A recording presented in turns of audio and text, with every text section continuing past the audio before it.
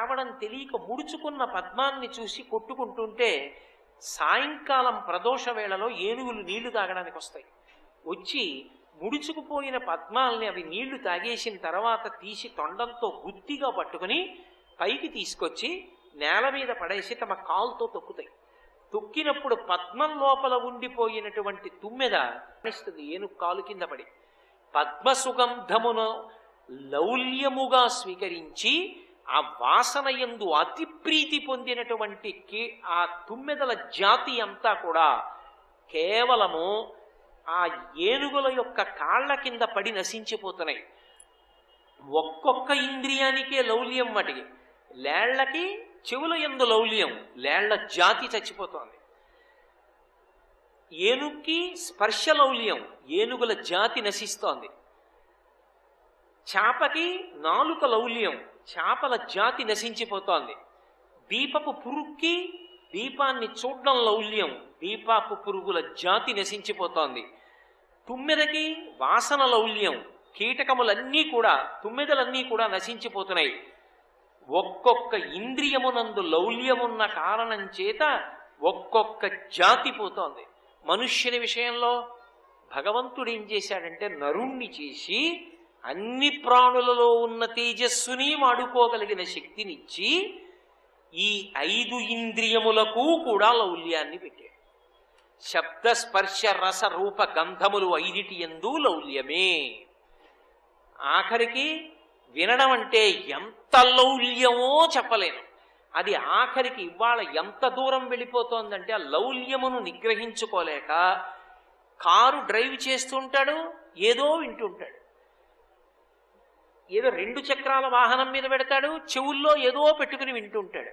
ఎలా వినపడుతుంది? పక్కవాడు చేసినటువంటి శబ్దం వినపడదు. ఎప్పుడు ఏదో తనకిష్టమైనవి అన్నవి వినడానికి యంత్ర పరికరాలని ఆధారం చేసుకుని ఎంతమంది పడిపోతున్నారు ఇవాళ. మనం ఎక్కడికి వచ్చాం, మనం ఏం చేయాలి, ఇలా ప్రవర్తించచ్చా అన్న బుద్ధి మనుష్య జన్మ యందు పొంది దాన్ని సక్రమంగా వినియోగించుకోమని పరమేశ్వరుడు ఇచ్చాడు.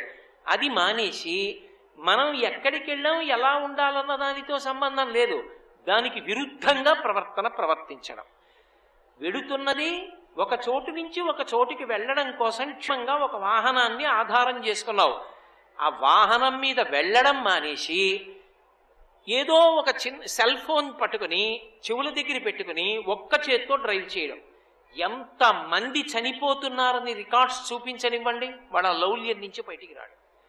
వెళ్ళిపోతూ నెంబర్లు నొక్కడం ఏమని చెప్పవలసి ఉంటుంది అప్పుడు? ఇన్ని లౌల్యాలు, మిగిలిన వాటికి ఒకదాని ఎందే లౌల్యము. ఎక్కడికొచ్చాడో అక్కడ అలా ఉంటాడా? ఉండడు. ఉపన్యాసానికి వచ్చినవాడు, ఉపన్యాసం వినేవాడు ఏం చేయాలి? బుద్ధిగా కూర్చోవాలి. అందరూ కూర్చుంటే వీడొక్కడు ఎందుకు తిరుగుతుంటాడు? ఇలా వాడు తిరగకపోతే ఇప్పుడు కొంపలు పడిపోతాయా? వాడు ఒక్కడు తిరుగుతుంటాడు ఎందుకు అంటే ఎక్కడ ఎలా ఉండాలో అలా ఉండడం చేతకానితనం, సందర్భశుద్ధి లేకపోవడం. అసలు ముందు వాడు నేర్చుకుంటే వాడు కార్యకర్తగా మిగిలిన వాళ్ళకి ఏం చేయాలో నేర్చుకోవచ్చు. అసలు వాడికే తిరగకూడదన్న విషయం తెలియదు, వాడు కార్యకర్త ఏమిటి, ఇక సభలో వాడే నిర్వహణ చేస్తాడు. కాబట్టి ఎక్కడ ఎలా ఉండాలో తెలియని తనం ఏర్పడిపోతే దాన్ని లౌల్యం అంటారు, అర్థం లేని ప్రవర్తన. కాబట్టి శబ్ద స్పర్శ ముట్టుకోవడం విషయంలో లౌల్యం. అరే మనం అలా ముట్టుకోకూడదురా, ప్రతిదాన్ని ముట్టుకోకూడదు. ముట్టుకుంటే లోపల పైశాచికత్వం ప్రబలుతుంది. అందులో కలియుగంలో ఒక పెద్ద ప్రమాదం ఉంది. త్రేతాయుగం వరకు, ద్వాపర యుగం వరకు రాక్షసులకు ఉపాధి ఉంది, వాళ్ళకి వేరే శరీరం ఇచ్చాడు పరమేశ్వరుడు.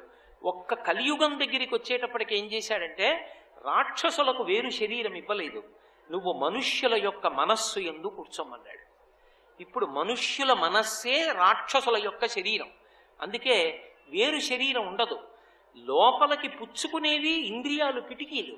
వీటిలోంచి లోపలికి పుచ్చుకుంటున్నవి మంచి విషయాలైతే మనసు ఊరుకుంటుంది.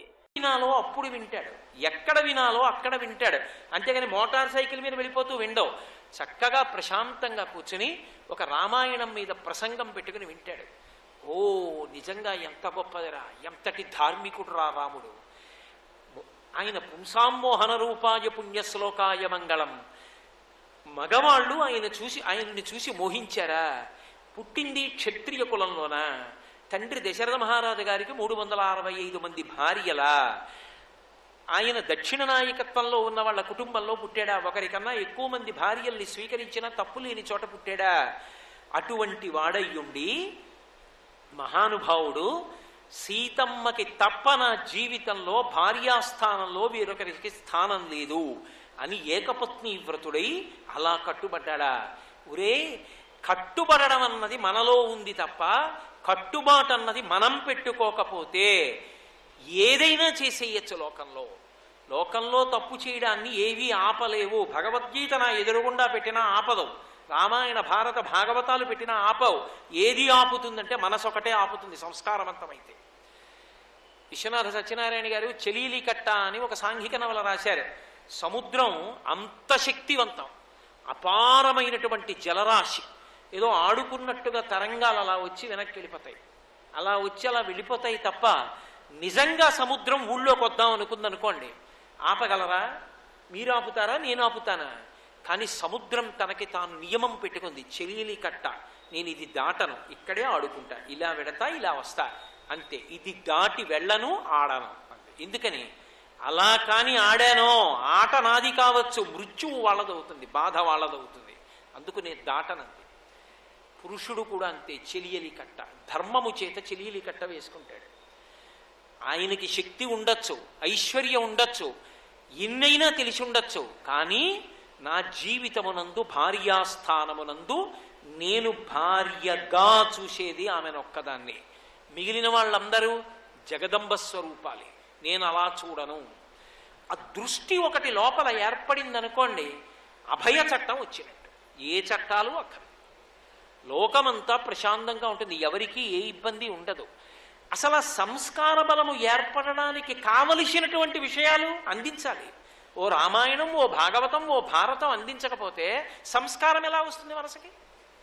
లోపల నుంచి మనసులోకి ఎడుతున్నవన్నీ దుష్ట స్వభావాలు, దుష్టగుణాలే అనుకోండి, లోపల మనసు మంచి సంస్కారం ఎందుకు పొందుతుంది?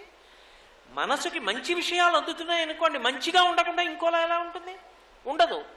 కాబట్టి మాతృవత్ పరదారేషు పరద్రవ్యానిలోష్టవత్, దొంగతనం చెయ్యకుండా ఎందుకుండాలో చెప్పింది శాస్త్రం.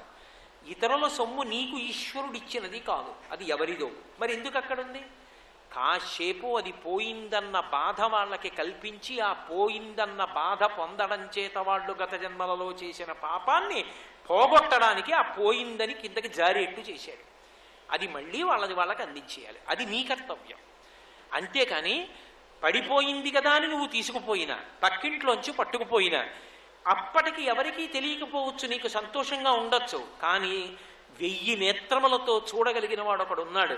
వాడు దొంగతనానికి అలవాటు పడిన నీకు మనుష్య జన్మ ఎందుకని కుక్క జన్మనిస్తే ఏమైపోతాను?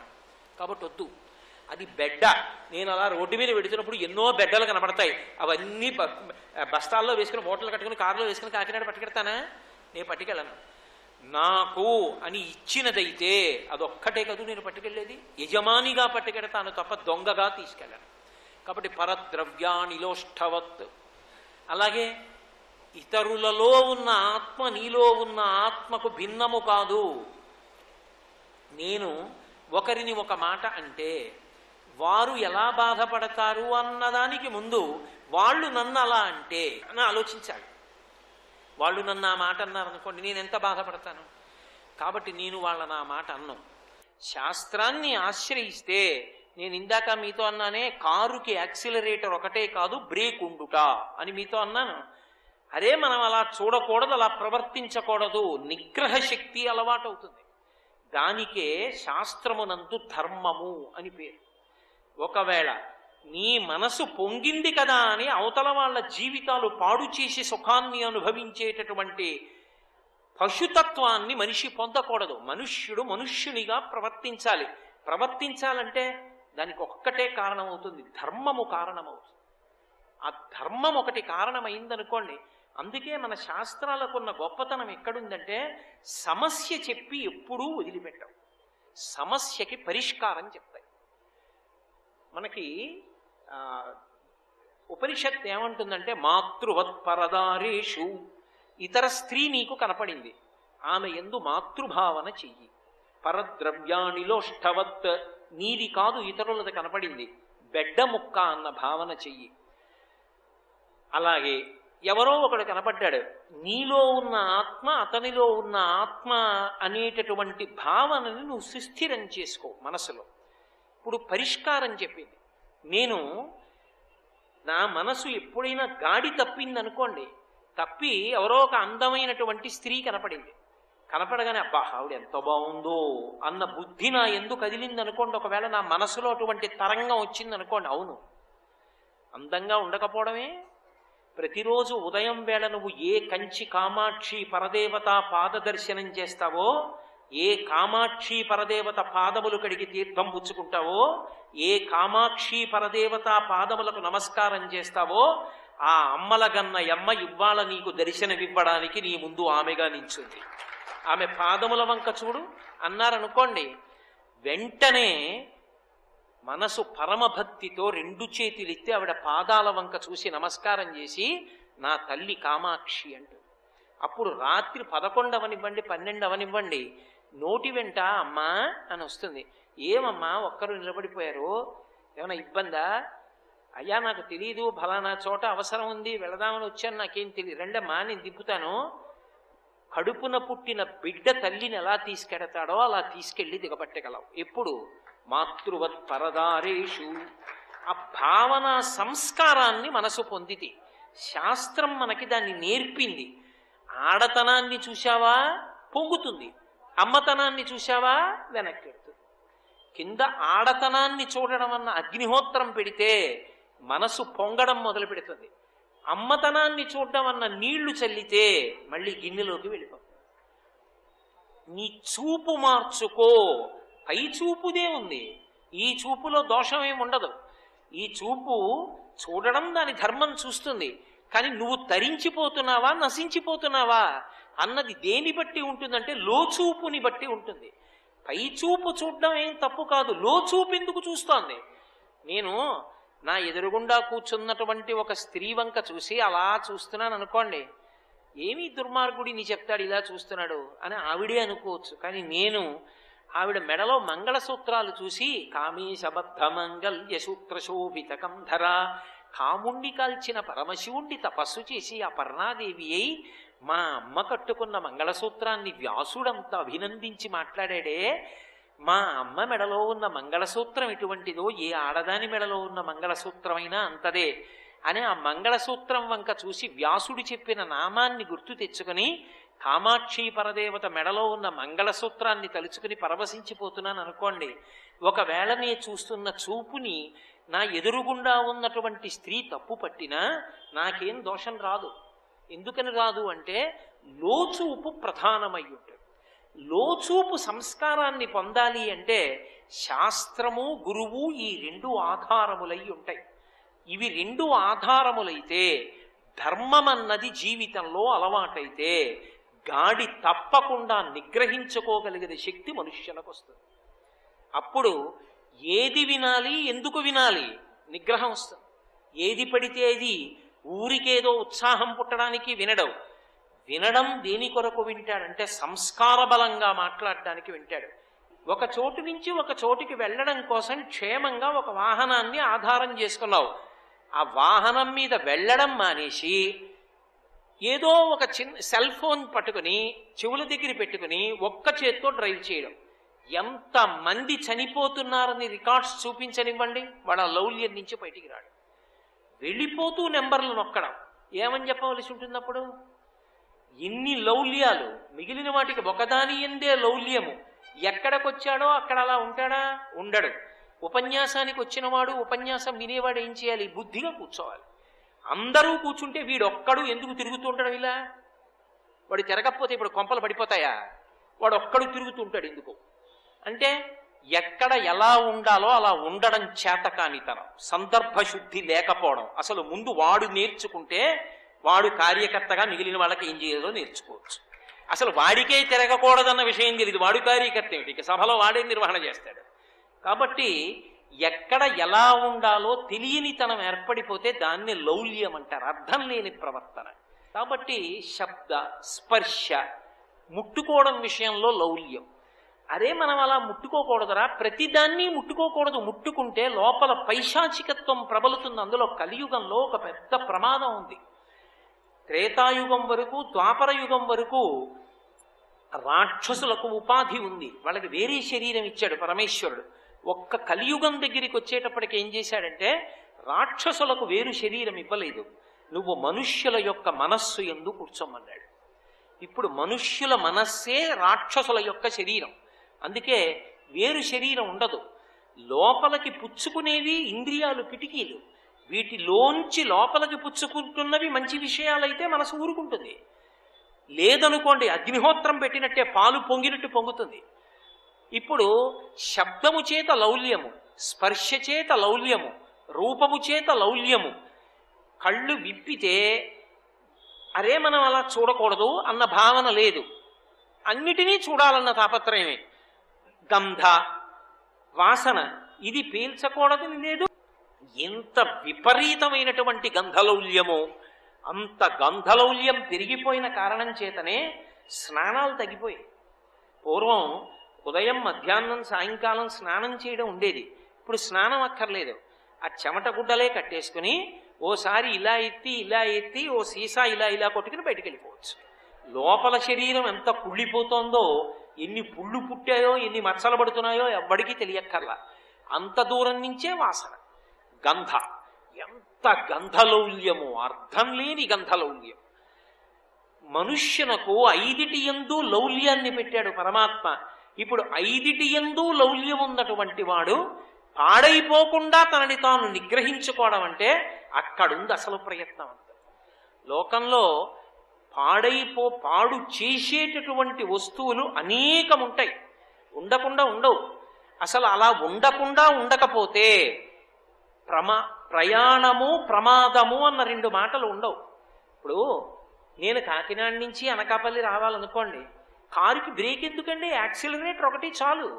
నేను ఎన్ని గంటలకు వెళ్ళాలో అన్ని గంటలకు వెళ్ళడానికి తగిన వేగంతో వెళ్ళిపోవడానికి యాక్సిలరేటర్ ఒకటి ఉంటే చాలు. మరి బ్రేక్ ఎందుకు అంటే అంత వేగంతో నేను రావడం ఒకటే ప్రయోజనం కాదు, అంత వేగంగా కార్లు తిరుగుతాయని తెలియనటువంటి ఓ పిల్లవాడు పరిగెత్తాడు రోడ్డుకి అడ్డంగా. అప్పుడు ఆ పిల్లవాడిని రక్షించడానికి ఓ బ్రేక్ ఉండాలి, లేకపోతే పిల్లవాడు ఏమైపోతాడు? కారుకి పరిగెత్తడానికి యాక్సిలరేటర్తో పాటు అవసరమైతే ఆగడానికి బ్రేక్ ఎలా కావాలో, నిన్ను పాడు చేసేవి లోకంలో అనేకం కనపడుతున్నా వాటికి వశం కాకుండా ఉండడానికి లోపలి బ్రేకు సంస్కారం కావాలి.